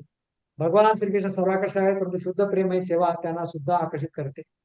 याचा अर्थ असा की शुद्ध भक्ती भगवान श्रीकृष्णापेक्षाही दिव्य रूपाने अधिक शक्तिशाली आहे. कारण ती भगवान श्रीकृष्णाची अंतरंग शक्ती राधाराणीच्या राधाराणीची कृपा आहे. अशा प्रकारे भक्ती देवी म्हणजे राधाराणीची आपण कृपा करतोय आणि श्रीकृष्णाची अंतरंग शक्ती आहे राधाराणीच्या कृपेने. तर म्हणून भक्ती जी आहे सर्वात श्रेष्ठ आहे श्रीकृष्ण आकर्षित. भक्तीद्वारे श्रीकृष्ण पण आकर्षित होऊ शकतात. आता पहिला आहे की भक्ती भौतिक दुःखातून मुक्तता करते. कलेश अग्नी. भौतिक दुःखातून जसं कोणाला जर बिमारी झाली असेल तर त्यासाठी औषध घ्यावं लागेल. पण जे काही भौतिक दुःख आहेत आध्यात्मिक आधी भौतिक आधी देवी जे ताप आहे संपूर्ण काही भौतिक दुःख आहेत समस्या आहेत जे संपूर्ण कारण गेलेल्या ठिकाणी, तर हे कलेश अग्नी दुःखाला काय करते, अग्नी म्हणजे नाश करते. भौतिक दुःखाला भक्ती केल्याने नाश होतात. तर या क्लेश मग प्रश्न विचारला पाहिजे की हे 3 क्लेश आपल्याला येतात का त्या ठिकाणी. जे क्लेशाचे 3 कारण आहेत तर मग हे 3 प्रकारचे दुःख 3 कारण आहेत. कुठले कारण आहेत त्याच्यामुळे आपल्याला दुःख निर्माण होतं, क्लेश निर्माण होतो. तर काय कारण आहे, पहिला आहे पाप. आपण काय करतो, पाप कार्य करतो. पहिलं आहे क्लेशाचं कारण पाप केल्यामुळे. जैशी करणी तशी भरणी. तर पाप केल्यामुळे आपण जर आपण पुण्या प्राण्याचा मारलो, कोणाला दंड दिला, कोणाला दुखवलं, तर मग हेच आपल्या जीवनामध्ये परत जसं कर्म त्याचे फळ देते ईश्वर. तर त्याच प्रकारे आपल्याला कर्माचे फळ भोगावे लागतात. पाप कार्य करतो. पुण्या प्राण्याला मारला तर तो प्राणी पुढच्या जन्मामध्ये तो मनुष्य बनणार आणि आपल्याला मारणार. अशा प्रकारे क्लेशाचे 3 कारण. पहिला आहे पाप. सर्वात मोठा पाप आहे की भगवंताची भक्ती न करणे. दुसरा आहे क्लेश बीजम. भौतिक इच्छा आहे आपल्या जीवनामध्ये, काहीतरी प्राप्त करायची इच्छा आहे, क्लेशाचं कारण आहे. आणि ते प्राप्त करण्यासाठी काय करतो लोक, ते प्राप्त करण्यासाठी अनेक प्रकारचे पाप कार्य करतो. त्याला इच्छा आहे की मला काहीतरी प्राप्त करायचं आहे. मला कुणी काही हो, त्या दुनियाचं मला काही झालं चालेल, पण माझी इच्छा जी मला प्राप्त करणार आहे, खायचं आहे, पाहायचं आहे, पाहायचं आहे, सर्व काही करायचं आहे मला, त्याची भौतिक इच्छा आहे सगळं. भगवंता भक्तीची इच्छा नाहीये. क्लेशामध्ये भक्तीबद्दल नाहीये, संपूर्ण भौतिक आहे संपूर्ण. एक तर पाप कार्य करतो आणि भौतिक आदेशाचं पालन करत, दुसरं आहे क्लेश बीजम, भौतिक इच्छा याच्यामध्ये. त्या क्लेशाचे बीज आहे, भौतिक इच्छा आहे, भक्ती नाहीये. तिसरं आहे अविद्या, मूळ कारण. ज्ञान नाही, अज्ञानामध्ये आहे, त्याचं मूळ कारण आहे.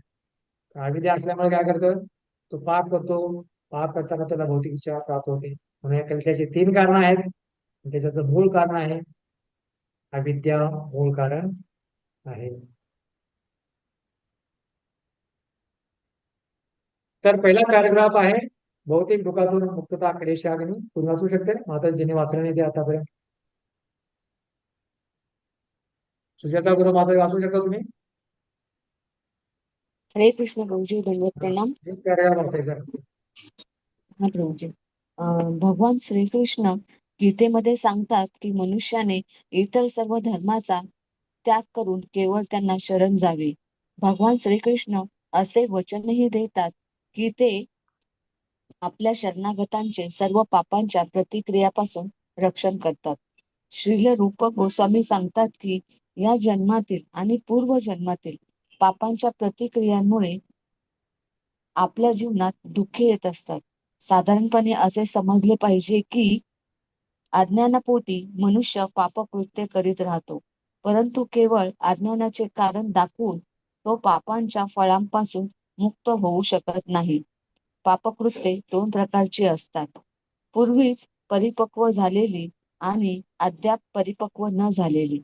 वर्तमानात आपण भोगत असणाऱ्या क्लेशांना कारणीभूत असलेली पापकृत्ये परिपक्व म्हणून ओळखली जातात. आपल्यामध्ये जी अनेक पापकृत्ये साठलेली आहेत आणि ज्यांचे क्लेश आपल्याला अद्यापही भोगावे लागलेले नाहीत, त्यांना अपरिपक्व म्हटले जाते. उदाहरणार्थ, एखाद्या मनुष्याने अनेक अपराधी कृत्य करूनही त्याला अद्यापही अटक झालेली नसेल. ज्यावेळी त्याचे पापकृत्य उघडकीस येते त्यावेळी त्याला अटक होण्याची शक्यता असते. त्याचप्रमाणे आपण केलेल्या काही पापकर्माचे फळ म्हणून आपल्याला भविष्यकाळी क्लेश भोगावे लागणार असतात आणि काही परिपक्व पापकर्मासाठी मात्र आपण वर्तमानातच क्लेश भोगत असतो. अशा प्रकारे नाही, नाही, एवढं पाप एवढं ठीक आहे, मग एवढं पुरेसं आहे. हरे तर कृष्ण या ठिकाणी हे वर्णन आहे कशा प्रकारे हे क्लेशाचे 3 कारण, पाप, क्लेश बीजम, भौतिक इच्छा आणि अविद्या मूळ कारण. अविद्या सर्वात महत्वाची, सुरुवात अविद्येपासून होते, अज्ञानापासून होते. व्यक्तीला ज्ञान नाहीये, ज्ञान नसल्यामुळे काय करतो, पाप करतो, अशा प्रकारे भौतिक इच्छा प्राप्त करतो आणि अशा प्रकारे त्याला जीवनामध्ये क्लेश निर्माण, म्हणजे दुःख निर्माण होत. अविद्या बीजम पापम क्लेश. तर म्हणून पद्मपुराणामध्ये श्लोक आहे की अपरारब्धम फलम पापम उत्तम बीजम फलम उपम कर्मेणेव क्रियते विष्णू भक्ती होतात. विष्णूच्या भक्तीमध्ये लागलेल्या लोकांचे अपरारब्ध, कुटुंब, बीज, प्राण सर्व काही नष्ट होतात. याच्यासाठी एकच मूळ कारण आहे की त्याची 3 कारण आहेत. तर या 3 कारणाला मुक्त होण्याचे कारण आहे भगवंताची भक्ती, शुद्ध भक्ती. 4 आपण चर्चा करतोय. तर शुद्ध भक्ती भौतिक दुःखातून मुक्तता क्लेश यागणी करते. सर्व काही क्लेश जाळून नष्ट करते. शुद्ध भक्ती अग्निप्रमाणे आहे. तर अशा प्रकारे अग्नीमध्ये जे काही आपण टाकतो सर्व जळून राख होते. तर त्याच प्रकारे शुद्ध भक्तीमध्ये त्यावेळेस अविद्येने ज्ञान प्राप्त करतो आपण. तर त्या प्रकारे सर्व पाप, क्लेश, क्लेश बीज सर्व काही. क्लेश बीज म्हणजे पाप करण्याची इच्छा आहे, भौतिक इच्छा आहे, पाप आहे, आणि क्लेश म्हणजे भौतिक दुःख आहे. अशा प्रकारे तर म्हणून काही जे फळं आहेत अप्रारब्ध, प्रारब्ध, तर काही प्रकट झालेली आहेत आणि काही अपरिपक्व आहेत. अशा प्रकारे काही परिपक्व झालेले आहेत. म्हणून पुढे त्याचं वर्णन आहे कशा प्रकारे काही जे चोर सापडलेला आहे, काही चोर सापडलेला नाही. अशा प्रकारे गुन्हा केलेला आहे, पाप केलेला आहे, तर काही चोर सापडलेला आहे, काही लोकांचा चोर सापडलेला नाही. पण एक दिवस तो सापडणार, त्याचे कर्माचे फळ त्यांना भोगावे लागणार.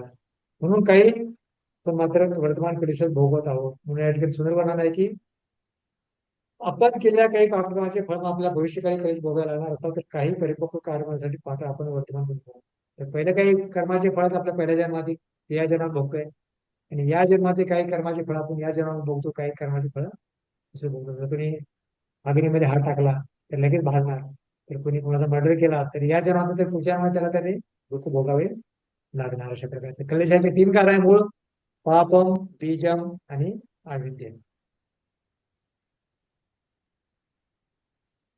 तर पापम आहे क्लेशाचे प्रथम कारण. क्लेशाचे प्रथम कारण पाप आहे. नंतर पाप कृत्य अप्रारब्ध आणि प्रारब्ध आहे. पाप करते काय आहे?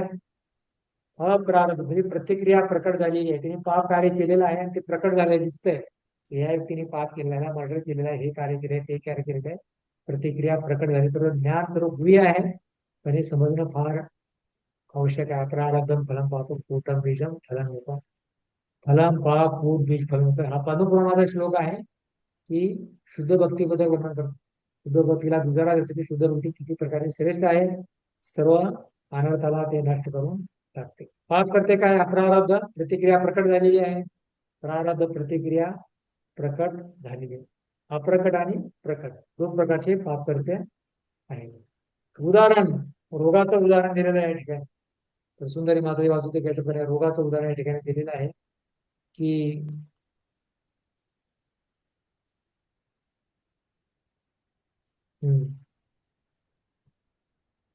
ज्यावेळी एखाद्या माणसाचा असाध्य रोग जडलेला असतो, त्या गुंतागुंतीचे खटले त्याच्यावर लागले जातात.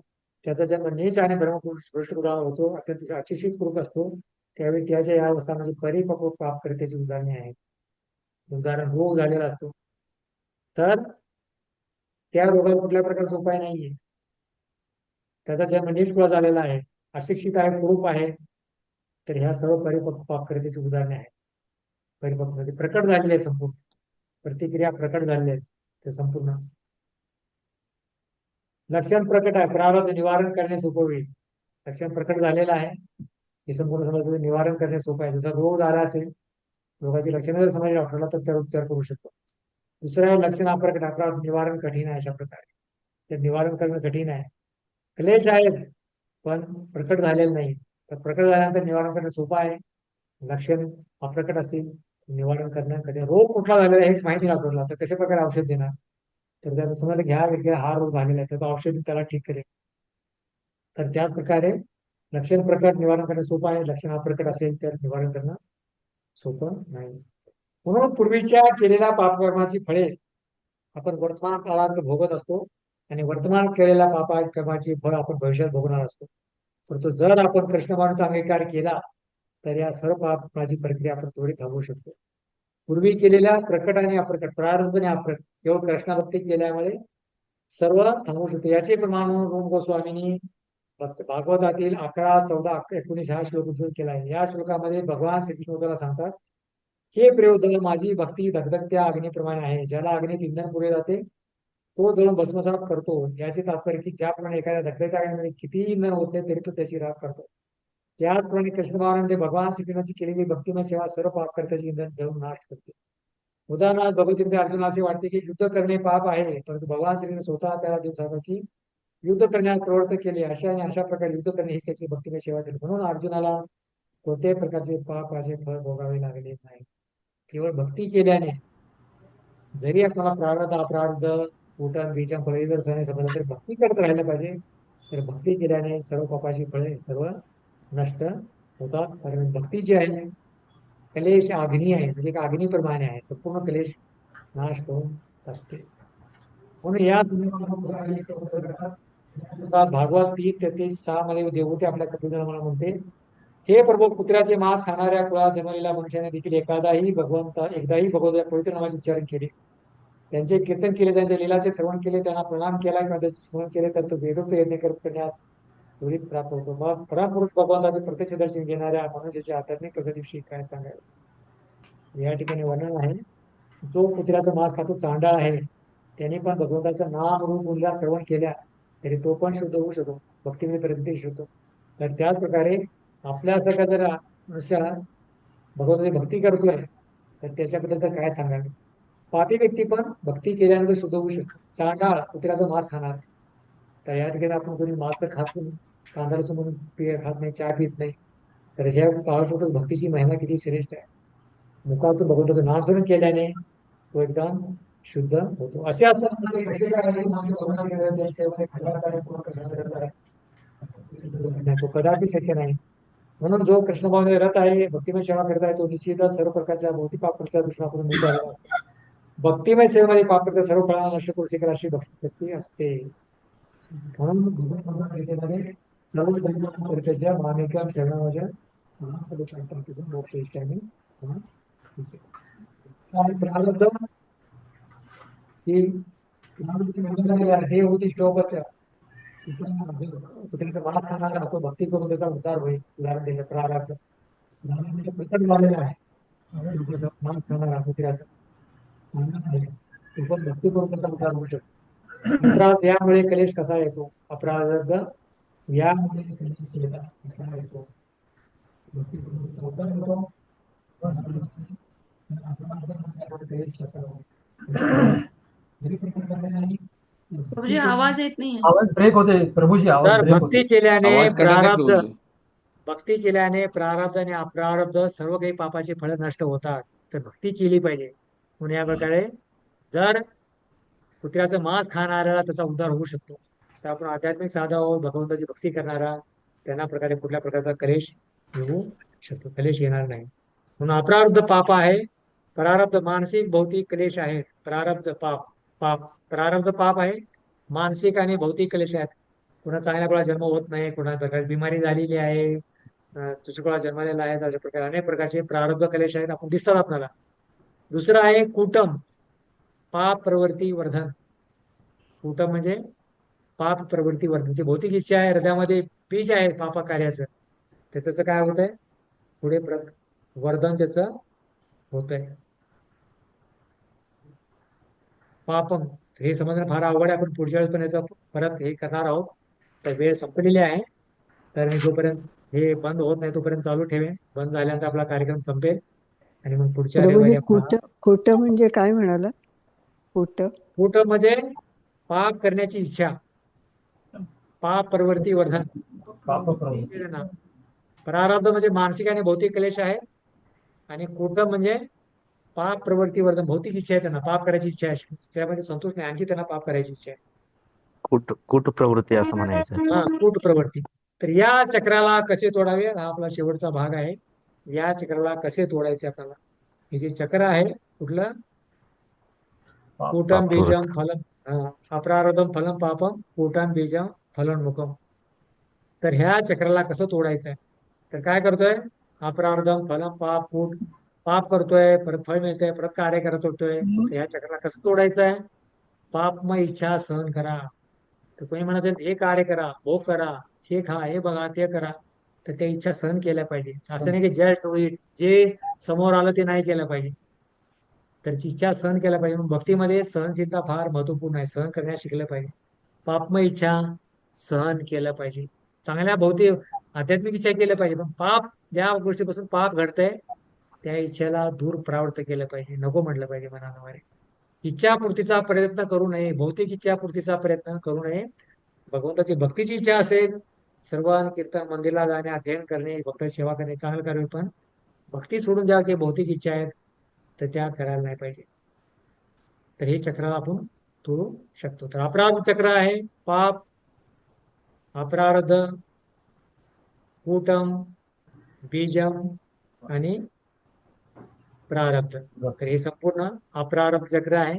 तर प्रारब्ध चक्र आहे संपूर्ण प्रकट होतं, आणि अपराध चक्र आहे अप्रारब्ध फलम पापम कूटम बीजम फलम. अशा प्रकारे पाप करतो, अप्रारब्ध प्रारब्ध होतात, कूट आहे भौतिक इच्छा आहे, पाप बीज आहे. संपूर्ण चक्र आहे, एक दुसऱ्या उलट आहे.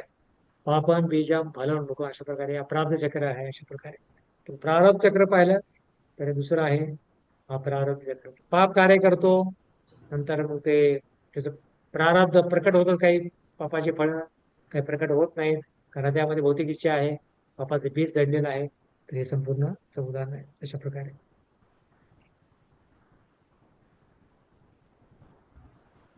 तर या संदर्भात सुखदेव गोस्वामी 6:2:27 अजामिलाचे उदाहरण देतात की अजामिल अत्यंत उत्तम आणि कर्तव्यपरायण होता. एका तारुण्याच्या विषयीने त्यांना पूर्णपणे भ्रष्ट केले. अनेक पाप करते करूनही जीवनाचे अंतिम वाचन करून नारायण श्रीकृष्णाचे नाम घेऊन तो वाचला. सूत्रोपासनासाठी पापाच्या प्रतिक्रिया नष्ट करण्यासाठी तपश्चर्या करणे, दान देणे, वैदिक कर्मकांड करणे या विधीची शिफारस केली जाते. परंतु या विधी करूनही एखादा मनुष्य हृदयातील पाप बीजाचे उच्चाटन करू शकत नाही.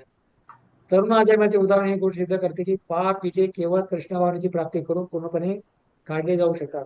आणि कृष्णभावनेची प्राप्ती ही हरे कृष्ण मंत्राच्या जपाने सहज शक्य आहे. श्री चैतन्य महाप्रभूंनी याच विधीचे प्रतिपादन केले आहे. दुसऱ्या शब्दात सांगायचं तर जोपर्यंत व्यक्ती कृष्णभावनेचा अवलंबन करीत नाही तोपर्यंत पाप कर्माच्या फळापासून 100% मुक्त होऊ शकत नाही. हरे कृष्णा कृष्णा कृष्णा हरे हरे कृष्ण हरे हरे हरे राम हरे राम हरे राम राम राम हरे आणि पद्मपुराणामध्ये 4 प्रकारचे पापाचे स्तर सांगितलेले आहे. अपराधम फलम पापम कुटम बीजम फलम मुखम. अपराध म्हणजे प्रभाव अप्रकट झालेला आहे, चोर सापडलेला नाही.